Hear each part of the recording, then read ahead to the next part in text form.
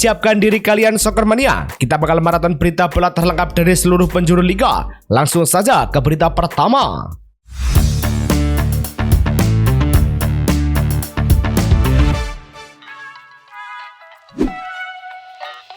Vietnam sukses menundukkan Thailand 2-0 pada leg pertama final Piala AFF 2026 di Stadion Raja Manggala, Bangkok. Nguyen Hai Long membuka skor menit ke-62 lewat umpan Tumidin Park. Sebelum Nguyen Quang Hai mengadakan keunggulan 7 menit kemudian, Thailand sebenarnya punya peluang tapi gagal memanfaatkannya. Vietnam kini cuma butuh hasil imbang di Hanoi untuk mengunci gelar, sementara Thailand wajib menang minimal 3 gol.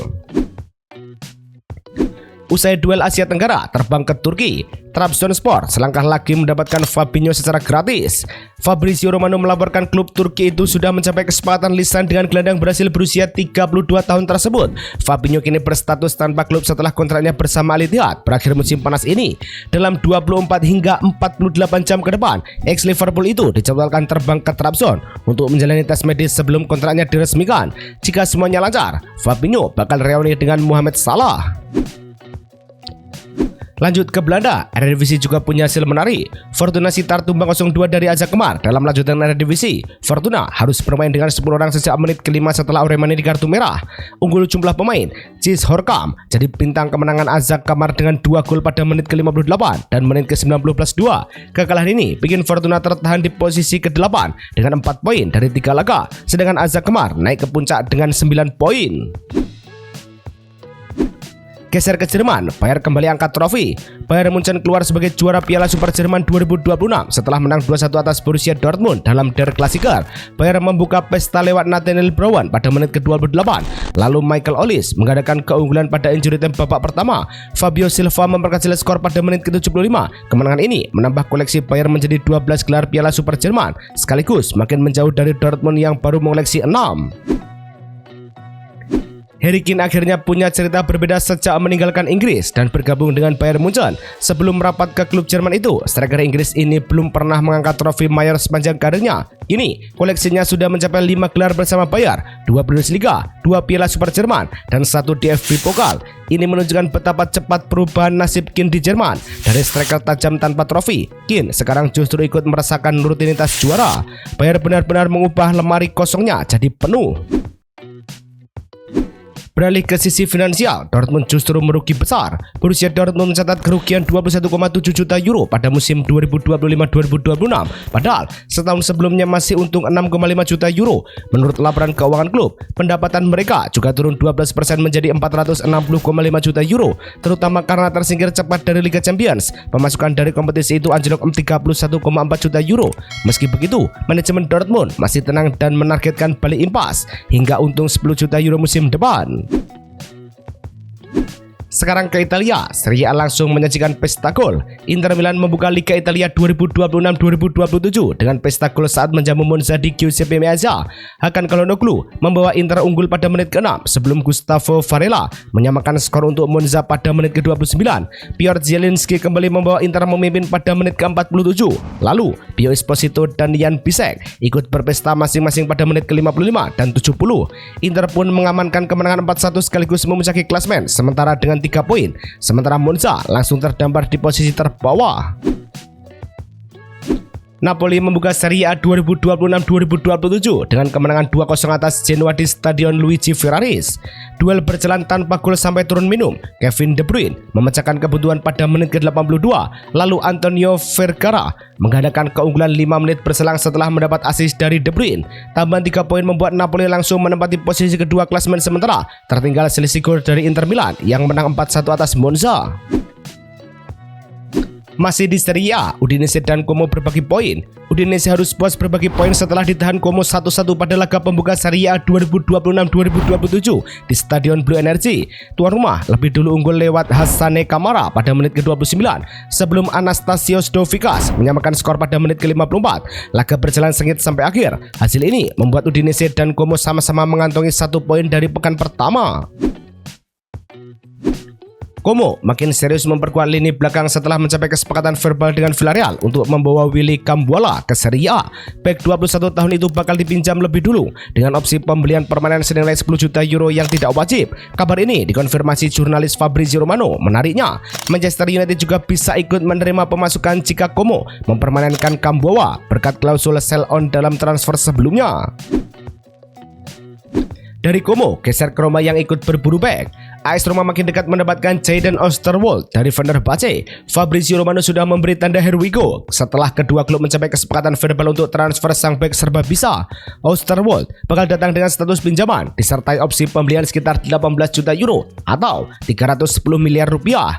Klausul itu bisa berubah menjadi kewajiban permanen jika target tertentu terpenuhi. Kesepakatan pribadi dengan pemain juga sudah beres. Roma kini menyiapkan dokumen sebelum Oosterwolde terbang untuk tes medis dan merampungkan kepindahannya ke Serie A. Chelsea resmi melepas Benoit Badiashile ke Napoli dengan status pinjaman selama 1 musim. Menurut laporan yang dikutip dari kabar klub, Napoli membayar biaya peminjaman 3 juta euro dan punya opsi membeli sang bek seharga 27 juta euro musim depan. Badiashile bergabung dengan Chelsea pada Januari 2023, tetapi karirnya di London kerap terganggu cedera. Kini Napoli jadi kesempatan baru buat Badiashile mengembangkan performa sekaligus meyakinkan klub Serie A untuk mempermanenkan jasanya. Tinggalkan Italia, kita menuju Bundesliga. AC Milan dilaporkan sudah mencapai kesepakatan prinsip dengan RB Leipzig untuk memulangkan Christopher Nkunku ke Bundesliga. Menurut jurnalis Prancis Santi Auna, Milan akan membayar 3 juta euro untuk peminjaman semusim, plus opsi permanen senilai 27 juta euro. Struktur transfer sudah beres, tetapi Milan masih perlu menyelesaikan negosiasi kontrak dengan gaji dengan Nkunku. Masalahnya, Newcastle United diam-diam siap membajak lewat pembelian permanen. Nkunku sendiri lebih condong kembali ke Leipzig demi menghidupkan kembali karirnya setelah cuma semusim di San Siro. Berikutnya ke Spanyol, Sevilla langsung memimpin klasemen. Sevilla menang dominan 3-1 atas Athletic Club di San Mamés pada pekan La Liga. Usul membuka skor dan kemudian mencatat assist untuk gol Isaac Romero. Sementara cedera Ejuke ikut berpesta di babak kedua. Aitor Paredes sempat memperkecil skor untuk Athletic, tapi Sevilla tetap membawa pulang 3 poin. Hasil ini membuat Sevilla langsung naik ke puncak klasemen sementara, sedangkan Athletic masih punya banyak pekerjaan setelah cuma mencatat 1 clean sheet dalam 29 laga terakhir. Real Madrid meraih kemenangan dramatis 2-1 atas Espanyol pada pekan pertama Liga Spanyol di Estadi Cornellà El Prat. Jude Bellingham membuka pesta Madrid pada menit ke-9 lewat sundulan sebelum Alex Calatrava menyamakan skor untuk Espanyol pada menit ke-30. Madrid terus mencari gol kedua hingga akhirnya Carlos Espi menjadi penentu pada menit ke-90. Hasil ini membuat Madrid naik ke posisi kelima dengan 3 poin dari 1 laga, sementara Espanyol tetap di posisi ketiga dengan 3 poin dari 2 pertandingan. Dari hasil Madrid, kita lihat cerita Mourinho dan SP. Era baru Jose Mourinho di Real Madrid langsung dibuka dengan kemenangan dramatis atas Espanyol. Madrid memang kesulitan membongkar pertahanan lawan dan nyaris kehilangan poin. Namun, Carlos SP muncul sebagai penyelamat setelah mencetak gol kemenangan pada menit terakhir. Pelukannya dengan Mourinho selepas laga terasa seperti adegan sempurna. Debut, gol kemenangan, dan 3 poin dalam 1 malam. Madrid menang meski pekerjaan rumah soal permainan masih banyak. Nicolas Jackson sudah memberi lampu hijau untuk pindah ke Atletico Madrid menurut laporan hari ini. Striker Chelsea itu lebih memilih klub La Liga tersebut dibanding Aston Villa dan opsi Premier League lainnya. Masalahnya, Chelsea justru ingin Jackson dijual ke Villa dan kini menunggu tawaran resmi. Atletico masih memantau situasi sambil menimbang apakah lanjut mengejar Jackson atau beralih ke target lain. Jadi, bola sekarang ada di tangan Chelsea, mau mengikut keinginan pemain atau tetap memaksakan jalur Villa. Alejandro Balde belum punya niat angkat kaki dari Barcelona. Menurut Mundo Deportivo, bek 22 tahun itu cuma akan pergi jika klub langsung memintanya mencari tim baru. Komentar Hansi Flick soal pemain yang harus yakin bisa bersaing justru dianggap Balde sebagai tantangan untuk merebut kembali posisi utama. Di sesi latihan Sabtu, Balde juga terlihat santai bersama rekan-rekannya, membantah kabar soal kepindahan. Namun, kalau benar-benar melepasnya, Manchester United, Benfica, Aston Villa hingga klub Arab Saudi sudah siap menampung. Sekarang menyeberang ke Inggris, MU langsung tersandung. Manchester United mengawali Liga Inggris 2026-2027 dengan kekalahan setelah tumbang 0-2 dari Hull City di MKM Stadium. Hull berpesta lewat Semi Ajayi pada menit ke-17 dan Nobel Mendy pada menit ke-38. Keduanya lahir dari situasi bola mati. Hasil ini membuat Hull langsung menempel Arsenal di papan atas. Sementara MU terdampar di posisi ke-18. Awal musim yang sangat apa buat setan merah. Hasil ini bikin Setan Merah mencatat rekor buruk. Untuk pertama kalinya dalam sejarah Premier League, mereka kalah di laga pembuka selama 2 musim beruntun. Setelah musim lalu menyerah 0-1 dari Arsenal, Squawka juga mencatat Hull meraih kemenangan Premier League pertama sepanjang sejarah atas United. Optajo menambahkan, United untuk pertama kalinya kalah di laga pembuka Liga dari tim promosi. Kalian boleh tertawa sekarang, tapi bersiaplah dengan kebangkitan King MU. Terjadi tsunami itu, air surut dulu, lalu gelombang tinggi menerjang. Dari Manchester, lanjut ke London dan debut De Zerbi. Brentford tampil dominan saat melibas Tottenham Hotspur 3-0 pada pekan pertama Premier League 2026-2027 di Citek Community Stadium. Keane Lewis Potter membuka pesta gol pada menit ke-12, lalu Vitaly Janelt mengadakan keunggulan di menit ke-33 sebelum Michael Kiyode ikut berpesta pada menit ke-49. Tottenham gagal membalas sampai peluit akhir dan harus mengawali musim dengan kekalahan telak. Hasil ini membuat Spurs langsung terpuruk ke posisi ke-19, sementara Brentford memuncaki klasmen dengan 3 poin. Padahal Spurs sudah menggelontorkan 228 juta pound sterling untuk belanja pemain musim panas ini. Masalahnya, uang besar belum mengubah wajah Tottenham yang rapuh. Dalam 77 laga Premier League terakhir, mereka cuma mengumpulkan 79 dari 231 poin. Artinya 152 poin terbuang sia-sia. Musim lalu, mereka bahkan nyaris turun kasta. Kini bersama Roberto De Zerbi, harapan baru langsung diuji. Tapi laga pertama justru memberi sinyal lama. Spurs belum benar-benar keluar dari masalah. Beralih ke 3 tim Inggris yang mengawali musim positif. Everton tampil dominan dengan menang 2-0 atas Crystal Palace di Hill Dickinson Stadium lewat Kieran Dewsbury Hall menit ke-45 dan Thierry Nobary menit ke-53, sehingga langsung naik ke posisi ketiga dengan 3 poin. Ipswich Town menang susah payah 2-1 atas Sunderland di Portman Road dengan Emerson menit ke-24, Nilson Angulo menit ke-39 dan Jack Clarke sebagai penentu pada menit ke-90 membuat mereka duduk di posisi kelima. Leeds United juga membawa pulang 3 poin setelah menang 1-0 atas Nottingham Forest di City Ground lewat gol telat Anton Stets dan kini menempati posisi ke-6. Dari hasil laga, kita masuk ke sengketa kontrak Mateta. Gianfilippe Mateta membawa sengketa kontraknya dengan Crystal Palace ke FIFA. Menurut BBC, striker asal Prancis itu menilai opsi perpanjangan sampai Juni 2027 tidak sah. Meski Tribunal Independen Premier League sebelumnya menyatakan kontraknya tetap berlaku, FIFA kemudian menolak menangani pembatalan kontrak karena dianggap di luar yurisdiksinya. Kasus ini pun belum menemukan titik akhir. Mateta sendiri sudah mencetak 67 gol untuk Palace dan berperan dalam sukses FA Cup serta Conference League. Tottenham makin percaya diri bisa mengamankan Omar Marmos dari Manchester City pekan depan.